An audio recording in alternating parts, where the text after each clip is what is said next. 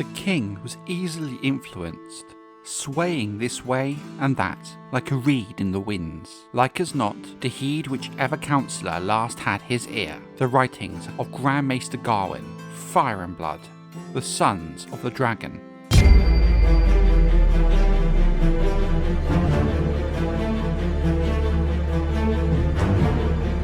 At the death of King Aegon I Targaryen, the legendary Aegon the Conqueror, in 37 AC, his eldest son, the 30-year-old Aenys, became king, being coronated in a public ceremony up the top of Aegon's high hill in the rubble of the growing Red Keep, as thousands of small folk looked on with glee. After this public crowning, Aenys set out to Oldtown to receive the blessing of the Father of the Faith, the High Septon in the Starry Sept, much like his father had done at the end of his conquest. This trip would take only a few days, if Aenys had flown with his dragon, Quicksilver, but Aenys rather chose to travel by land and greet the subjects of his new kingdom on his way. He was accompanied by 300 mounted knights and their associated retinues. His wife, the now Queen Alyssa Velaryon, rode beside her husband, together with their 3 eldest children, Princess Rhaena and the princes Aegon and Viserys. Rhaena was 14 years old at the time, and was said to be a very beautiful girl, who stole the hearts of every knight who beheld her. Aegon and Viserys were 11 and 8 at the time. Aegon, now his father's heir, and in theory the future king of the 7 kingdoms. Their younger siblings, Jaehaerys and Alysanne, were deemed far too young for such a long and arduous journey, so remained on Dragonstone. Some say under the care of the now Dowager Queen Visenya Targaryen. After setting out from King's Landing, the party made their way south to Storm's End, then west along the Dornish marches to Oldtown, guesting at each castle on the way. The king would return by the way of Highgarden, Lannisport and Riverrun, thus meeting with most of his great lords of the realm, save for the Greyjoys and Starks. All along the route, the small folk appeared by the hundreds and thousands to hail their new king and queen and cheer for the young princes and princess. But whilst Aegon and Viserys relished the cheers of the crowd and the feasts and the frolics put on at every castle to entertain the new monarch and his family, Rhaena reverted to her former shyness of her early childhood, a turn of events that puzzled many at the travelling court, most of all her mother. At Storm's End, Orys Baratheon's maester went as far to write in the official records that the princess did not seem to want to be there, nor did she approve of anything she saw or heard. She scarcely seemed to eat, would not hunt or hawk, and when pressed to sing, for it is said she had a lovely voice, she refused rudely and returned to her chambers. The princess had been most loath to be parted from her dragon, Dreamfire, and her favourite, Melanie Piper, a red-haired maiden from the Riverlands. It was only when her mother, Queen Alyssa, resorted to sending for Lady Melanie to join them on the progress that Rhaena finally put aside her sullenness somewhat and joined the celebrations begrudgingly. Once Aenys and his court reached Oldtown and the Starry Sept, the High Septon anointed Aenys Targaryen as his predecessor had once anointed his father, and presented him with a crown of yellow gold, with the faces of the 7 inlaid in jade and pearl. But not all was joyous as it seemed, and there was trouble brewing under the surface that would define the reign of Aenys Targaryen. Even as Aenys was receiving the blessings of the Father of the Faithful, others were casting doubt on his fitness to sit the Iron Throne and to follow his father, for many different reasons. Westeros required a warrior, they whispered to one another. Aenys was not that, and his brother Maegor was plainly the stronger of Aegon's 2 sons. He was all Aenys was not. Foremost amongst the whisperers was said to be, in fact, the now Dowager Queen, Visenya Targaryen, the sole surviving wife of Aegon the Conqueror and mother of Maegor. The truth is plain enough, she is reported to have said. Even Aenys sees it. Why else would he have given Blackfire to my son? He knows that only Maegor has the strength to rule, and thus the simple act of a gift between brothers would sprout discontent in Aenys' very own court. The new king's ability as king would be tested sooner than anyone could have imagined, but in theory it should have given Aenys an opportunity to prove himself worthy of his father's throne and his crown. In truth, the wars of conquest had left scars throughout the realm, and the Seven Kingdoms were still in the process of becoming one unified realm.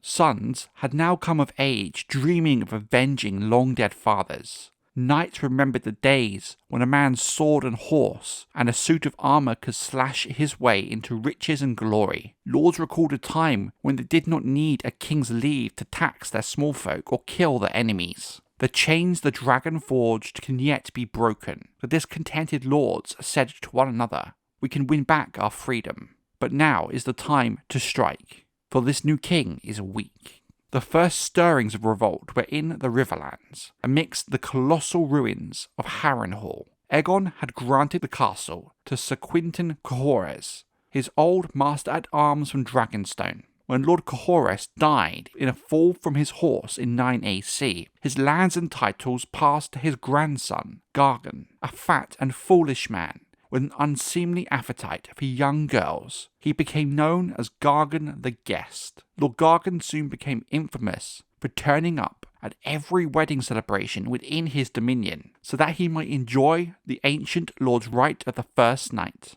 A more unwelcome wedding guest could scarcely be imagined. He also made free with the wives and daughters of his own servants and men at Harrenhal. King Aenys was still on his progress as a guest of Lord Tully of Riverrun on his way back to King's Landing, when the father of a maid whom Lord Cohores had honoured opened the postern gate at Harrenhal to an outlaw who styled himself as Harren the Red and claimed to be a long-lost grandson of Harren the Black. If he was the blood of Harren or not is in fact little consequence to this story. The brigands pulled his lordship from his bed and dragged him to the ancient castle Godswood, where Harren sliced off his genitalia and fed them to a dog. Few leal men-at-arms were killed defending their lord, but Lord Gargan was not well liked even by his own men, so the rest agreed to join Harren, who declared himself Lord Harrenhal and King of the Rivers. But he did not go so far as to call himself King of the Iron Islands, not truly being Ironborn himself. When word reached Riverrun, Lord Tully urged the king to mount his dragon Quicksilver and descend on Harrenhal as his father had once done. But Aenys, perhaps mindful of his mother Queen Rhaenys' death in Dorne atop her dragon Meraxes, instead commanded Lord Tully to call his banners and lingered at Riverrun as they gathered. Only when 1,000 men had assembled did Aenys march. But when his men finally reached Harrenhal, they found it empty, but for corpses. Harren the Red had put Lord Gargan's servants to the sword and taken his band of outlaws into the woods. There is much debate as to what this event did to Aenys' reputation among his more sceptical lords. Some argue that he showed the wiseness of a king by ordering the Riverlands army to march on Harrenhal, waiting till he had a strong number, while others that he lacked his father's daring and courage by not flying to Harrenhal with his dragon and making a show of strength like Aegon had once done. While the impact of this first test of the new king is debated, there is one thing we can say for certain: this was only the first of many tests King Aenys Targaryen would face in the coming months and years over his reign. The Vulture King is half mad, and his followers are rabble, undisciplined and unwashed. We can smell them coming 50 leagues away. Harmon Dondarrion, to King Aenys Targaryen, Fire and Blood, the sons of the dragon. As the outlaw Harren the Red vanished into the Riverlands, there was much debate as to how King Aenys Targaryen had handled his first true test as king. Some thought the king's caution a good thing, others that it showed weakness. But what both sides could agree on is that Aenys Targaryen was very indecisive in his decision-making. By the time Aenys had returned to King's Landing at the end of his first real progress as king, the news had grown even more dire.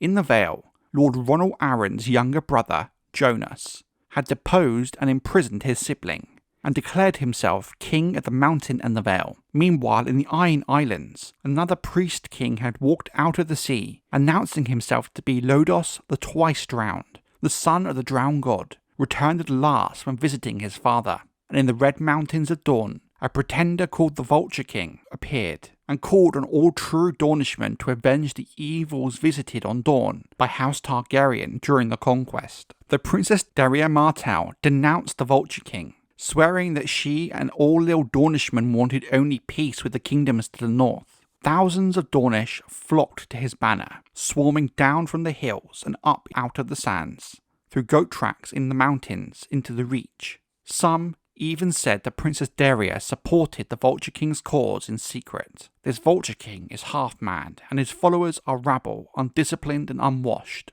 Lord Harmon Dondarrion wrote to the troubled King Aenys. We can smell them coming from 50 leagues away. Not long after, the self-same rabble stormed and seized his castle of Blackhaven. The Vulture King personally sliced off Dondarrion's nose before putting Blackhaven to the torch and marching away. In a blink of an eye, Aenys' new kingdom was in utter chaos, with the king unable to decide what issue to deal with first. The king was easily influenced, swaying this way and that like a reed in the winds, like as not to heed whichever counsellor last had his ear. The writings of Grandmaster Garwin, Fire and Blood, the Sons of the Dragon. Grandmaster Garwin wrote in his court records that the king could not comprehend why this was happening, or what he had done to create so much division. The small folk loved him, did they not? Jonas Arryn, this new Lodos, the Vulture King, had he wronged them in some way? If they had grievances, why not bring them to him? I would have heard them out. His Grace spoke of sending messengers to the rebels to learn the reasons for their actions, but some at court saw this as Aenys procrastinating the issue further. Fearing that King's Landing might not be safe with Harren the Red alive and near, King Aenys sent Queen Alyssa and their younger children, Jaehaerys and Alysanne, to Dragonstone. He commanded his hand, Lord Alan Stokeworth, to take a fleet of ships and an army to the Vale, to put down Jonas Arryn and restore his brother Ronald to lordship. But when the ships were about to set sail, he countermanded his order, fearing that Stokeworth's departure would leave King's Landing undefended. Instead he sent his hand, with but a few hundred men to hunt down Harren the Red, and decided he would summon a great council to discuss how to best put down the other rebels. Men began to whisper that his father, King Aegon, had never had to seek the advice of a great council when it came to such matters. Some had had enough of the king's inaction, and some of his lords took to the field without his consent. Some acted on their own accord, others in league with Dowager Queen Visenya Targaryen, who could see the situation for what it was. In the Vale, Lord Allard Royce of Runestone assembled 20 loyal bannermen and marched against the Eyrie, easily defeating the supporters of the self-styled king. But when they demanded the release of the rightful lord, Jonas Arryn sent his brother to them through the moon door. Such was the sad end of Ronald Arryn, who had flown 3 times around the Giant's Lance on Dragonback as a boy. The Eyrie, in theory, was impregnable to any conventional assault, so Jonas Arryn and his die-hard followers spat down defiance at the loyalists and settled in for a long siege, one that could last years if the food stores were big enough. That is until out of nowhere, on this peaceful, sunny day, Prince Maegor Targaryen appeared in the skies above, astride Balerion. The Conqueror's youngest son had finally claimed a dragon, at last, and none other than Balerion the Black Dread, the greatest of them all. Rather than face the fires of Balerion, the Erie's garrison seized the pretender and delivered him to Lord Royce, opening the moon door once again and serving Jonas the Kinslayer as he had served his brother. Surrender saved the pretender's followers from burning, but not death. After taking possession of the Eyrie, Maegor executed them to a man. Even the highest born amongst them were denied the honour of dying by sword. Traitors deserve only the rope, Maegor decreed. So the captured knights were hung naked from the walls of the Eyrie, kicking as they strangled slowly. Hubert Arryn, a cousin to the dead brothers, was installed as Lord of the Vale. As he had already sired 6 sons by his wife, a Royce of Runestone, the Arryn succession was seen to be secure. In the Iron Islands, Goran Greyjoy, the Lord Reaper of Pike, brought King Lodos to a similar swift end, marshalling hundreds of longships to descend upon Old Wick and Great Wick, where the pretender's followers were most numerous, and putting thousands of them to the sword. Afterwards he had the head of the priest king pickled in brine and sent to King's Landing. King Aenys was so pleased by the gift, he offered Greyjoy any boon he might desire. This proved most unwise. Lord Goran wished to prove himself a true son of the drowned god, and asked the king for the right to expel all the septons and scepters who had come to the Iron Islands after the conquest to convert the Ironborn to the worship of the Faith of the Seven. King Aenys had no choice but to agree. Your father took my hand. I claim yours as repayment. Aenys Baratheon to Walter Will, Fire and Blood, the sons of the dragon.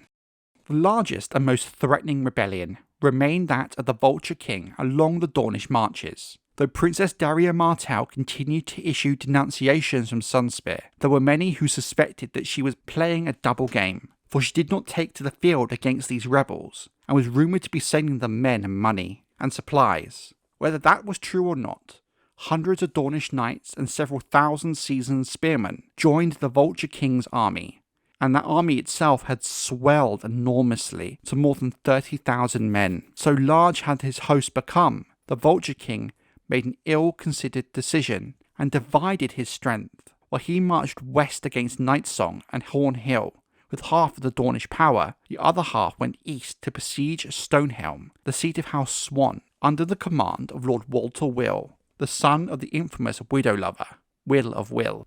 Both hosts met with disaster. Aenys Baratheon, now known as Aenys One Hand, rode forth from Storm's End, one last time, to smash the Dornish beneath the walls of Stonehelm. When Walter Will was delivered into his hand, wounded but alive, Aenys told him, "Your father took my hand. I claim yours as repayment." So saying, he hacked off Lord Walter's sword hand. Then he took his other hand, and both his feet as well. Strange to say, Lord Baratheon died on the march back to Storm's End of wounds he himself had taken during the battle. His son, Davos Baratheon, always said he died content, smiling at the rotting hands and feet that dangled in his tent like a string of onions. The Vulture King himself fared little better. Unable to capture Nightsong, he abandoned the siege and marched west, only to have Lord Carron sally forth from behind him to join up with a strong force of Marcher Lords led by the wounded Harmon Dondarrion. Meanwhile, Lord Samwell Tarly of Harrenhal suddenly appeared, attacking the Dornish line of march with several thousand knights and archers. Savage Sam, the lord was called, and so he proved in the bloody battle that ensued, cutting down a dozen of the Dornishmen with his famed Valyrian steel blade Heartsbane. The Vulture King had twice as many men as his three foes combined, but most were untrained and undisciplined, and when faced with armoured knights at the front and rear, their ranks shattered. Throwing down their spears and shields, the Dornish broke and ran, making for the distant mountains. But the Marcher Lords rode after them and cut them down in what became known after as the Vulture Hunt.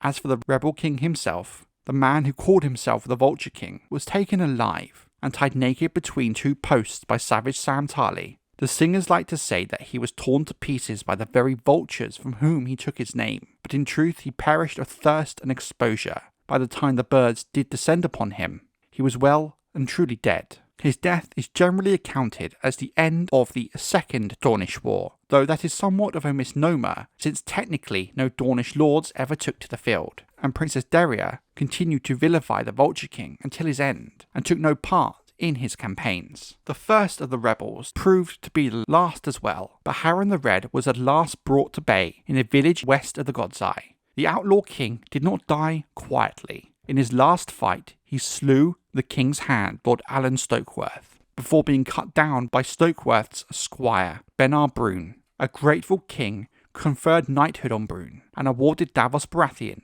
Samwell Tarly, No-Nose Dondarrion, Alan Carron, Allard Royce, Goran Greyjoy with gold, offices and honours. The greatest plaudits he bestowed upon his own brother on his return to King's Landing.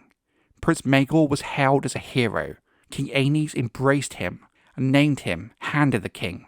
And when two young dragons hatched amidst the fire pits of Dragonstone at the end of that year, it was taken as a positive sign. The start of the reign of King Aenys Targaryen had been turbulent to say the least. He had well and truly been tested, with no true consensus of his ability as king. Yet, all the rebellions across the realm had been put down, but very much thanks to the actions of others, such as the now late Orys Baratheon, Dowager Queen Visenya, and the king's younger brother, Prince Maegor, whom personally ended the rebellion in the Vale single-handedly. Many now saw Aenys as weak and indecisive, not the qualities you want in your king. One good thing did come of this. The bond between King Aenys and Prince Maegor, the sons of the dragon, was deeper than ever, with Aenys naming his brother his hand of the king.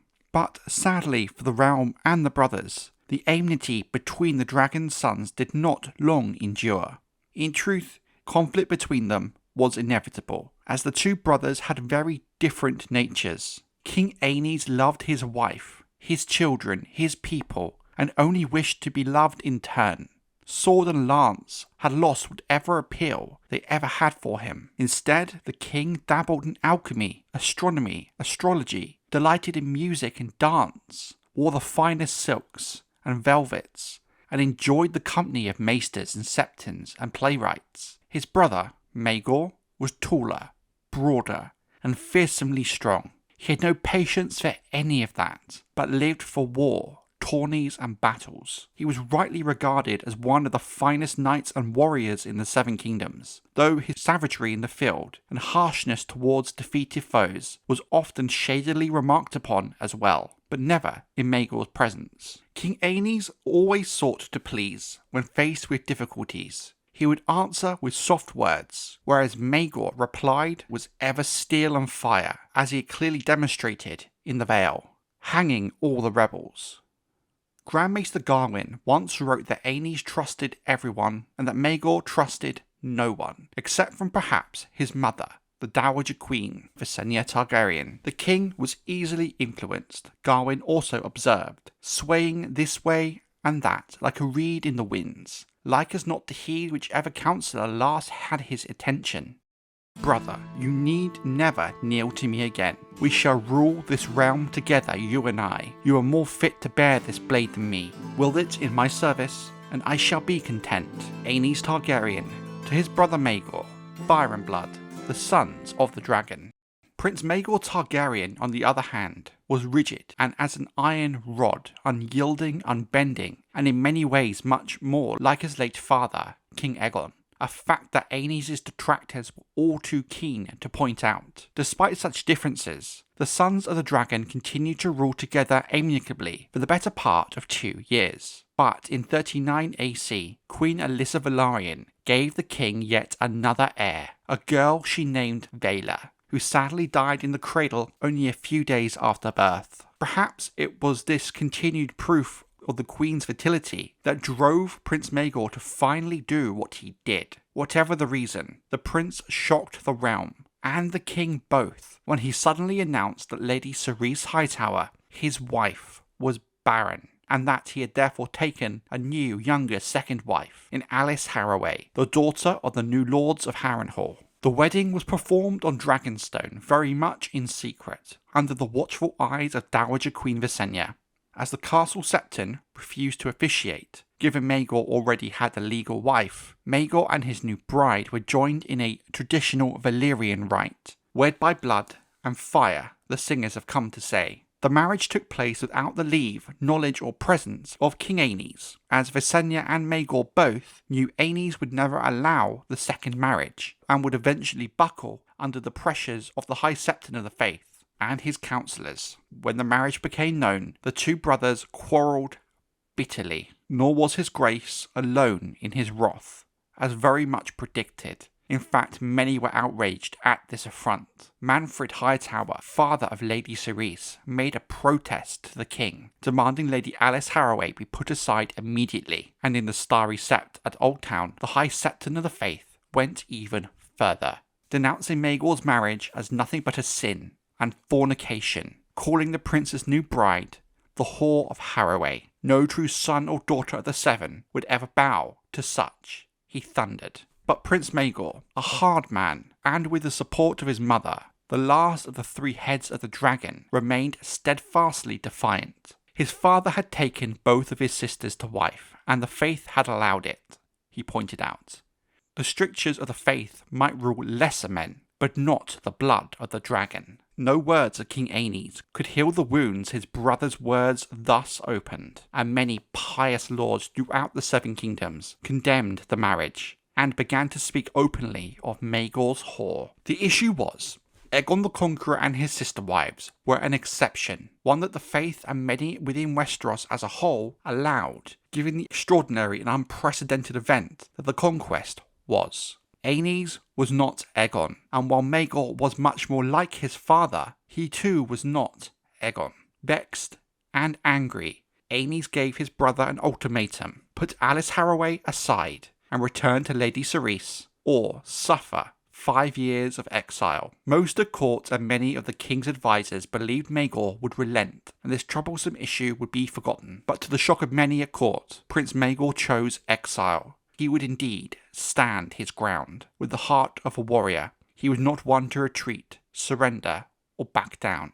Thus in 40 AC, he departed King's Landing for Pentos, crossed the Narrow Sea, taking his new wife Lady Alys, Balerion his dragon, and the Sword of King's Blackfire with him.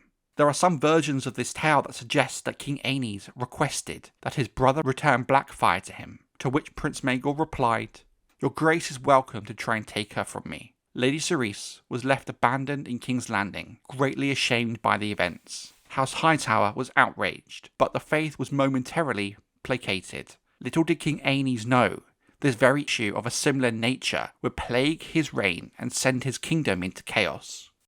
Septon Murmeson's prayers worked miracles, but as hand, he soon had the whole realm praying for his death. Maester Pylos to Davos Seaworth, A Storm of Swords chapter 54, Davos 5.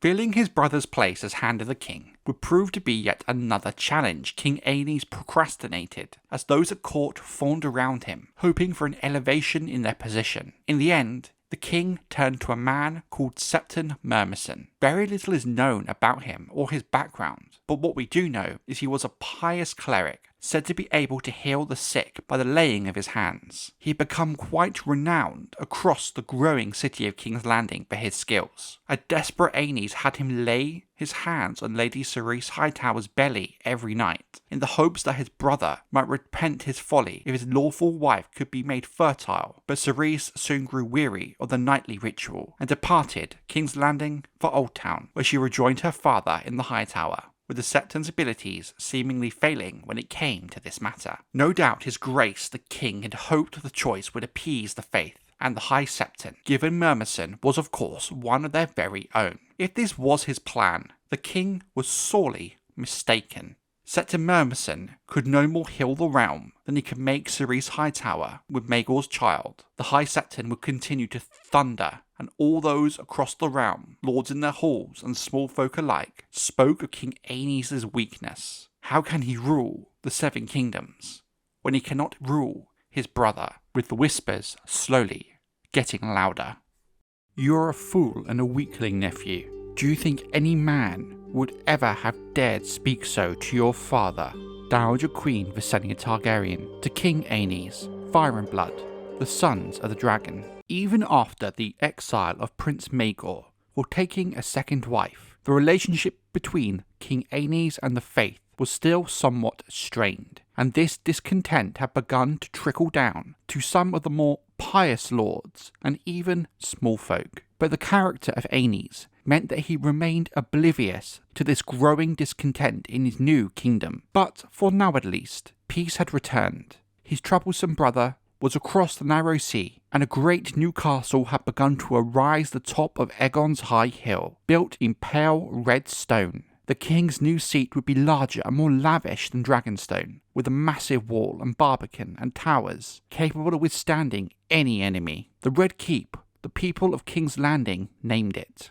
Its building had become Aenys' obsession. "My descendants shall rule from here for 1,000 years, he declared. Perhaps thinking of those descendants, in 41 AC, Aenys Targaryen made a disastrous blunder, one that would in the end define his reign. He announced his intention to give the hand of his daughter, Rhaena, in marriage to her brother, Aegon, the heir to the Iron Throne.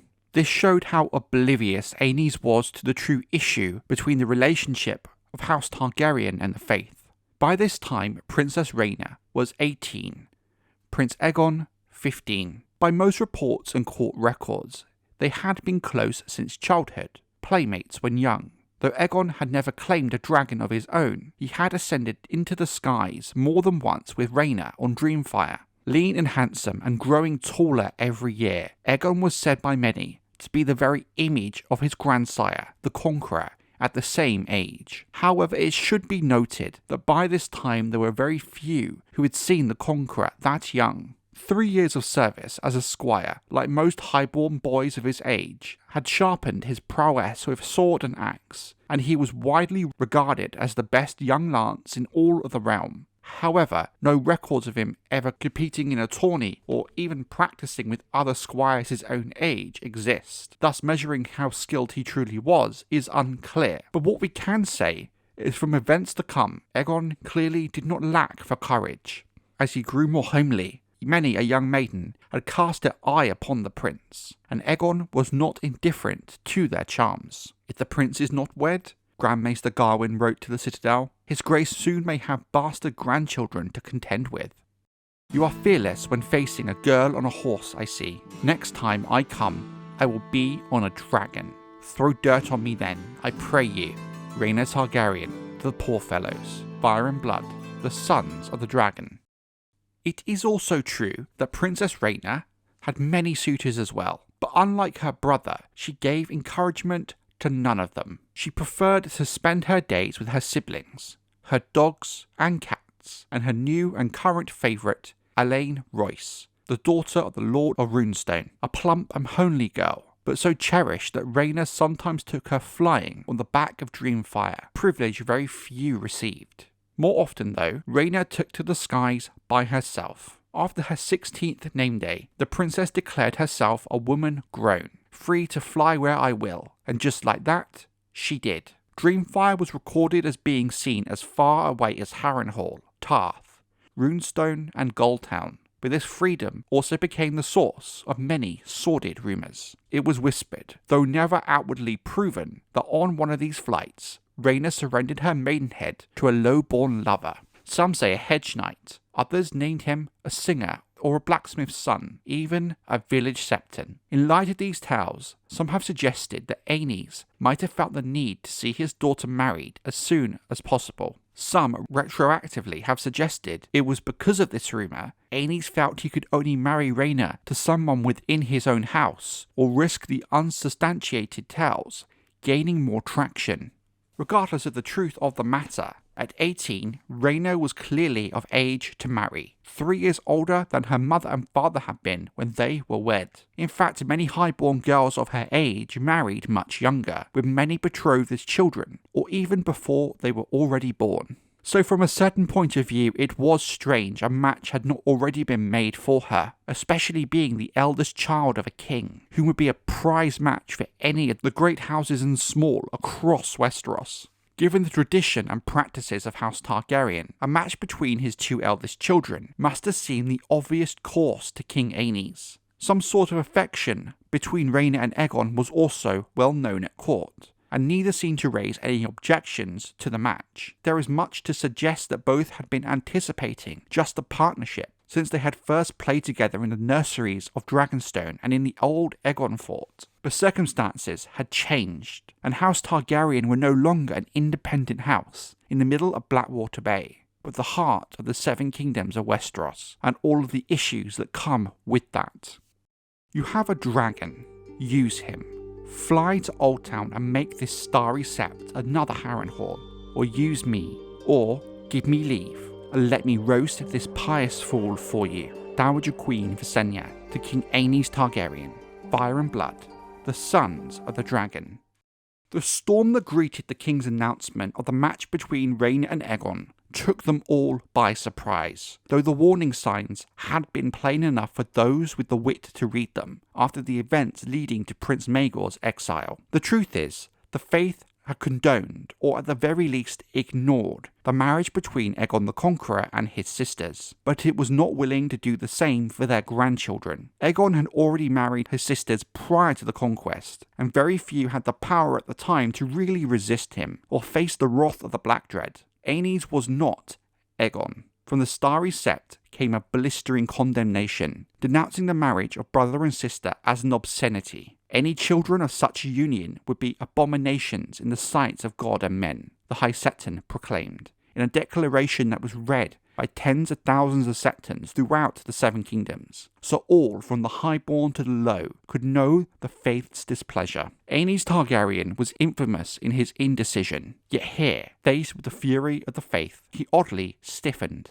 and grew stubborn. He chose this hill to die on and put his foot down. The Dowager Queen Visenya advised him that he had two choices before him. He must abandon the marriage and find new matches for his children, or mount his dragon Quicksilver to fly to Old Town, to burn the starry sept around the High Septon's head. Visenya, of course, pushed for the second of these, as to relent to the faith would be seen as a loss and bending the knee to the High Septon. It would be crossing a line House Targaryen could never walk back from. But King Aenys did neither. Instead, he simply persisted. On the day of the wedding, the streets outside the Sept of Remembrance, built atop the hill of Rhaenys, and named in honour of Aenys' fallen mother, were lined with the warriors' sons, in gleaming silver armour, making note of each of the wedding guests as they passed afoot, a horse, or in their litters. The wider lords, perhaps expecting the faith to do this, had stayed away. Those who did come to bear witness saw more than the wedding.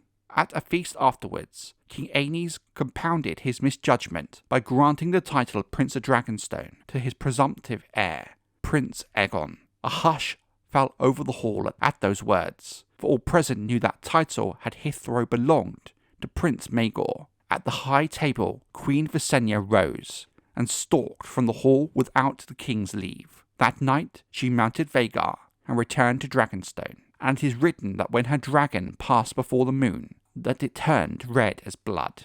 King Aenys Targaryen did not seem to comprehend the extent to which he had roused the realm against him. Eager to win back the favour of the small folk, he decreed that the prince and the princess would make a royal progress throughout the realm, no doubt thinking the cheers of the small folk would greet them everywhere they went, like on his own royal progress. Wiser perhaps than her father, Princess Rhaena had asked leave to bring her dragon Dreamfire with them, but Aenys foolishly forbade it. As Prince Aegon had not yet ridden a dragon, the king feared the lords and commons might think his son unmanly if they saw his wife on dragonback and him upon a palfrey.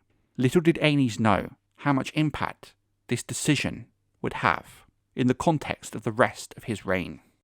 The sword and stars troubled even the Targaryens, Jaina Lannister to Jaime Lannister, on the Faith Militant. A Feast for Crows, Chapter 33, Jaime 5.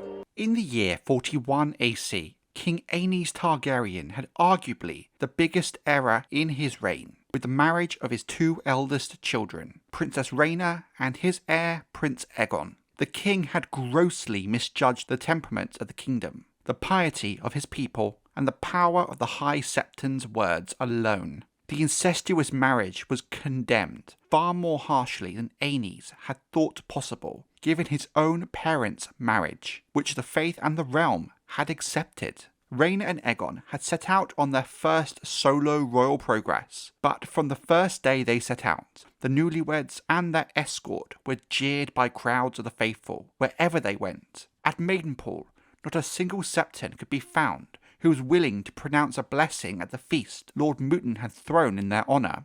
When they eventually reached Harrenhal, Lord Lucas Harroway refused to admit them into his castle unless they agreed to acknowledge his daughter, Alice, as their uncle Maegor's true and lawful wife. Their refusal won them no love from the pious, only a cold, wet night in tents beneath the looming, towering walls of Black Harren's mighty castle. At one small village in the Riverlands, several poor fellows, the armed small folk of the faith, went so far as to pelt the royal couple with dirt. Prince Aegon, perhaps without forethought, the kind needed by a prince, drew his sword on them to chastise them, and had to be restrained by his own knights and retainers, for the prince's party was greatly outnumbered, and it was a fight they could not win. Yet that did not stop the bold Princess Rhaena from riding up to them to say, "You are fearless when facing a girl on a horse. I see. The next time I come, I will be on a dragon. Throw dirt on me then, I pray you." This warning seemed to take the fight out of the poor fellows on this occasion. Filthy, unshaven creatures, armed with spears and axes and clad in bits of dented plate, rusted mail and cracked leather, under rough-spun surcoats bleached white and blazoned with the seven-pointed star of the faith, the High Sparrow's ragged army. Cersei Lannister's thoughts on the reborn poor fellows. A Dance with Dragons, Chapter 65. Cersei 2.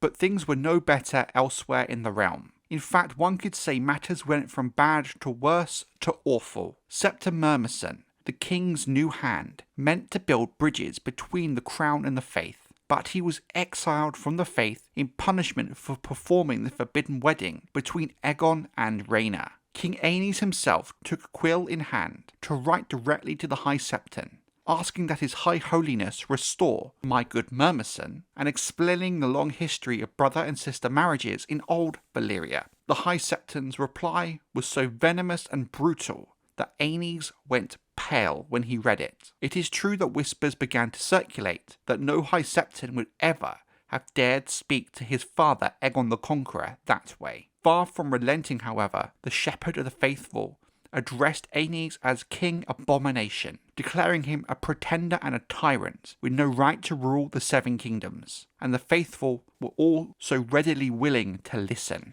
Less than 2 weeks later, as Septon Murmison was crossing King's Landing in a litter, a group of poor fellows came swarming from an alley and hacked him to pieces brutally with their blunt axes. The warriors' sons, the militant arm of the faith, began to fortify the hill of Rhaenys, turning the Sept of Remembrance into a defensive citadel. It would not be easy to recapture it without huge loss of life. With the Red Keep still years away from completion, Aenys decided that his manse on top of Visenya's hill was too vulnerable and made plans to remove himself to Dragonstone with his Queen Alyssa and their younger children. That proved a wise precaution, but some saw this as an admittance of defeat by the king, who was now running away from his own capital city, when in theory, if he had mounted his dragon Quicksilver, he could put an end to this uprising in an afternoon. 3 days before they were set to sail, two poor fellows somehow managed to scale the Aenys' manse's wall and broke into his bedchamber. Only the swift and timely intervention of the Kingsguard saved Aenys from an ignoble death, but strengthened his resolve to relocate to the safety of Dragonstone. Holy men, ascetic, fanatics, sorcerers, dragon slayers, demon hunters. There were many tales about them, implacable in their hatred for all enemies of the holy faith. Cersei Lannister to Tane the Merryweather on the Warrior's Sons. A Feast for Crows, Chapter 28. Cersei 6. A joke among the faithful was that Aenys was trading Visenya's hill for Visenya herself. On Dragonstone, the Dowager Queen famously greeted him mockingly. "You're a fool and a weakling nephew. Do you think any man would have ever have dared speak so to your father? You have a dragon. Use him. Fly to Oldtown and make this starry sept another Harrenhal, or give me leave and let me roast this pious fool for you." But Aenys would not hear of it. Instead, he sent the Dowager Queen to her chambers in the Sea Dragon Tower and ordered her to remain there. By the end of 41 AC, much of the realm was deep in the throes of a full-fledged rebellion against House Targaryen. The four false kings who had arisen on the death of Aegon the Conqueror now seemed like so many posturing fools against the threat posed by this new uprising of the faith. For these rebels believed themselves soldiers of the faith of the Seven, fighting a holy war against godless tyranny. Dozens of pious lords throughout the Seven Kingdoms took up the cry, pulling down the king's banner and declaring for the starry sept. The warriors' sons seized the gates of King's Landing, giving them control over who might enter and leave the city, and drove the workmen from the unfinished Red Keep. Thousands of poor fellows took to the roads, forcing travellers to declare whether they stood with the gods or the abomination, and demonstrating outside castle gates until the lords came forth to denounce the Targaryen king. In the Westerlands, Prince Aegon and Princess Rhaena were forced to abandon their progress and take shelter in Cratecool Castle. An envoy from the Iron Bank of Braavos was sent to Oldtown to treat with Martin Hightower, the new lord of the Hightower and voice of Oldtown. He wrote home, back to the bank, to say the High Septon was the true king of Westeros in all but name. The Iron Bank viewed the High Septon as the effective king, not Aenys. Not just Aenys, but House Targaryen as rulers had lost all legitimacy, given how vital the finances of the bank were to the running of the Seven Kingdoms. As weeks turned to months, the unrest showed no signs of stopping, without hard intervention from the crown, meaning one thing: dragons. But this was clearly not something Aenys was willing to do. The coming of the new year of 42 AC found King Aenys still on Dragonstone, growing ever sicker with fear and indecision. At the best of times, Aenys found making choices of his own volition a difficult thing to do, even more so now under the pressures of his realm being in complete uprising. The legacy of his father, crumbling in a single generation, just brought all these issues more to the forefront for Aenys. King Aenys was only 35 years of age, a young man, as highborn men go, but it was said that he looked like a man of 60, and Grand Maester Garwin reported he often took to his bed with loose bowels and stomach cramps. When none of the Grand Maester's cures proved effective, the Dowager Queen Visenya took charge of the king's care, and King Aenys did seem to improve for a time. Some believed that while Aenys' recovery would be slow, he may be restored to his old self, but that all changed very rapidly. King Aenys suffered a sudden collapse when word reached him that thousands of poor fellows had surrounded Crakehall, where his son and daughter were reluctantly guests. We are not sure exactly what happened, but the king never recovered from the shock, and 3 days later, the king, Aenys Targaryen, the eldest son of Aegon the Conqueror and his beloved wife, Queen Rhaenys, died at the age of 35. Like his father, Aenys, the first of his name, was given over to the flames in the yard at Dragonstone. His funeral was attended by his sons, Viserys and Jaehaerys, 12 and 7 years of age respectively, and his daughter, Alysanne, 5. His widow, Queen Alyssa, sang a sad song for him, and his own beloved Quicksilver set his pyre alight. Though it was recorded that the dragons Vermithor and Silverwing, the dragons of his children, added their own fires to hers. To the surprise and suspicion of many given her role in the king's final days, Dowager Queen Visenya was not present. Within less than an hour of the king's death, she had mounted her dragon Maegor and flown east across the narrow sea. When she returned, she was followed by huge black wings that blocked out the sun and turned the castle yard dark as night. The Black Dread, Balerion, had returned with Prince Maegor Targaryen, who would bring fire and blood to this faith uprising.